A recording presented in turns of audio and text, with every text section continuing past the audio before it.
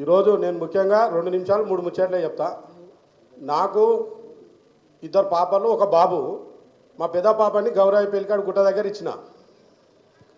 తెలంగాణ రాకముందుకు 2 లక్షల రూపాయలు ఎకరా ఉండే. తెలంగాణ వచ్చిన 10 ఏళ్ళ ₹1 కోటి ఎకరా అయింది. అది తెలంగాణ వచ్చిన 10 ఏళ్ళ ₹1 కోటి అయింది. అట్లా నా బిడ్డ కోటీశ్వరరాలు అయింది.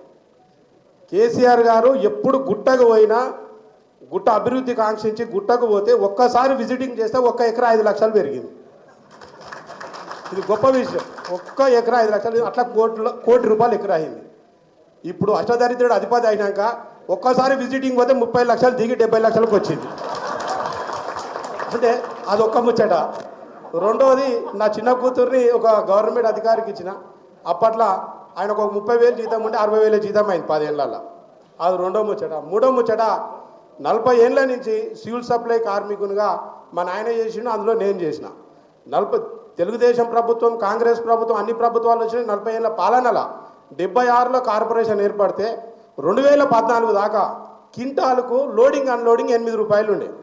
లోడింగ్ అన్లోడింగ్ ₹8 ఉండే.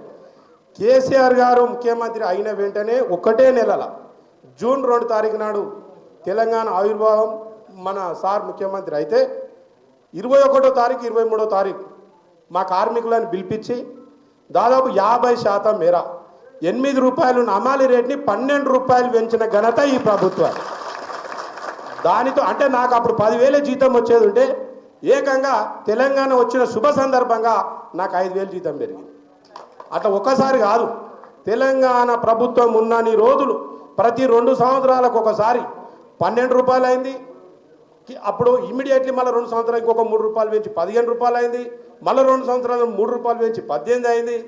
మళ్ళీ మన మారేడు శ్రీనివాస్ మా చైర్మన్ గారు వచ్చిన తర్వాత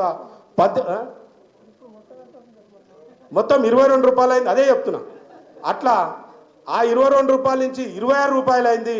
ఇవాళ ₹8 ఉన్న 40 ఏళ్ళ నుంచి ₹8 ఉన్న అమాలి రేటు ఇవాళ ₹26గా మన ప్రభుత్వం మాకు పెంచిచ్చింది. అంటే అది ఎంతో గొప్ప విషయం. ఇదంతా ఒకేత అయితే నేను కేసీఆర్కి అత్యంత భక్తుణ్ణి, బీఆర్ఎస్ నిజమైన కార్యకర్తని. నాకు తెలుసు ఆ ప్రేమ అభిమానం. అయితే నేనెందుకు అంటున్నా అంటే ఈ 2023 ఎలక్షన్ టైంలో కార్మికులను ఉద్దేశించి ఒక ముఖ్యమంత్రి హోదాలో కార్మికులందరూ చల్లగా ఉండాలి, వాళ్ళు సంతోషంగా ఉండాలి, వాళ్ళు ఏ ఆపద వచ్చినా వాళ్ళు బాధపడొద్దు, వాళ్ళ కుటుంబం పెద్ద కోల్పోతే వాళ్ళు ఇబ్బంది పడొద్దు, వాళ్ళకు భరోసా ఉండాలి, బాధ్యతగా ఉండాలని 2013 మేనిఫెస్టోలో కార్మికులను ఉద్దేశించి కార్మికునికి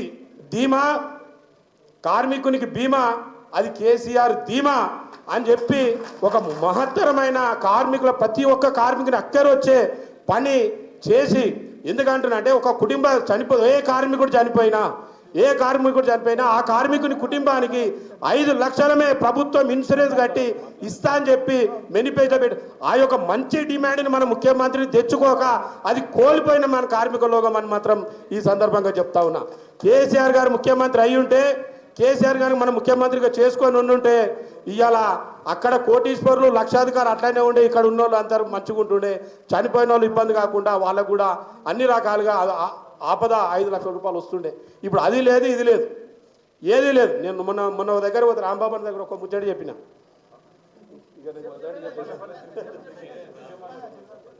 నేనేమంటున్నా అంటే ఈ కార్మికులని కడుపులో పెట్టి చూసుకున్న కన్న తండ్రిని వీళ్ళు ఏదో ఆశకు పోయి, నేను మొన్న మా బావ దగ్గరికి పోతే ఒకటే అన్నా, అయ్యా బావగారు నీకు ఒక్కటేసారి చెప్పిన నా బిడ్డను దొరకపోయినకి వచ్చినప్పుడు ఎప్పుడు వచ్చినా కేసీఆర్ గుట్టకు వచ్చి పోవాలి, 5 లక్షలు ఎకరా పెరుగుతాయని చెప్తే కదా, నువ్వు మాట మార్చి నువ్వు పుసుకున పోయి ఓడగొడితే నీకు ఎకరాకి 5 లక్షలు దిగిపోవాలంటే ఇప్పుడు నువ్వు ఎక్కడికి వెళ్ళి అయితే కోటీశ్వరు పోయి లక్షాధికారికి వచ్చినావు కదా, ఇది ఇంకెట్లా పాపము, ఇది ఎంత అన్యాయము అని నేను ప్రతి జాగలో నాకు ఎనాలిసిస్ ఉంటుంది. నేను ఒక కార్మికునిగా ఇక్కడ పోయినా ప్రతి ఒక్కరిని అడిగి కనుక్కుంటుంటా విషయాలు ఏంది ఎప్పుడని. కానీ అది కోల్పోయినందుకు, ఆయనని మేము దూరం చేసుకున్నందుకు బాధపడని గుండె లేదు, బాధపడని అవ్వ లేదు, బాధపడని తాత లేడు, బాధపడని విద్యార్థి లేడు. ప్రతి ఒక్కరూ బాధపడి కళ్ళల్లో నీళ్ళు తీసుకుంటా ఉన్నారు. నేను అది స్వయంగా మన తెలంగాణ మొత్తం తిరగడమే కాదు, నాకు అలవాటు తెలంగాణ మొత్తం తిరగడం, అందరికి కనుక్కోవడం. దీనితో పాటు పక్క రాష్ట్రాలలో కూడా కనుక్కున్నా. ఆ కనుక్కున్నప్పుడు వాళ్ళు ఒకటి ఏంటంటే కార్మికులను ఉద్దేశించి కార్మికుల పక్షాన నిలబడి కర్షకుల పక్షాన నిలబడి అందరు చల్లగా ఉండాలి, అందరు మంచిగా ఉండాలి, అందరు తెలివి తెచ్చుకోవాలి అని అందరి పట్ల ఆలోచించిన ఏకైక ముఖ్యమంత్రి మన పెద్దలు కేసీఆర్ గారే అని చెప్పి మరొక్కసారి చెప్తూ ఇంత మంచి అవకాశం నాకు కలిగించిన రాంబాబు అన్న గారికి కృతజ్ఞతలు ధన్యవాదాలు తెలియజేస్తూ సెలవు తీసుకుంటాను. Thank you.